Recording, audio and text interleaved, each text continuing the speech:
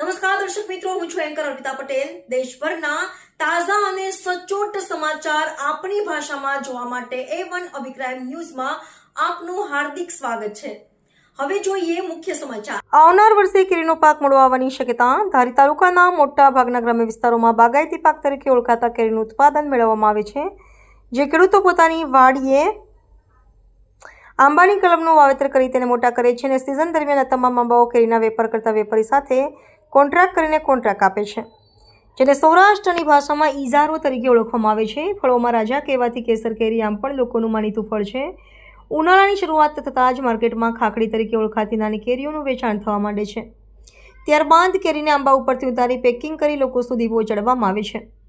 આ વર્ષે global warming તેમજ વાતાવરણની પ્રતિકૂળ અસરને લઈને કેરીનો પાક મોડો આવવાની સંભાવનાઓ જણાઈ રહી છે।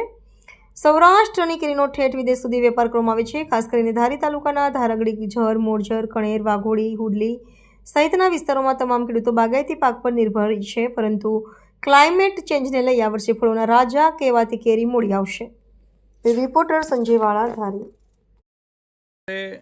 પાસ્તરા વરસાદને કારણે આંબામાં પાણી મળવાના કારણે, કુદરતી પાણી મળવાના કારણે ફાલ મોડો આવ્યો છે।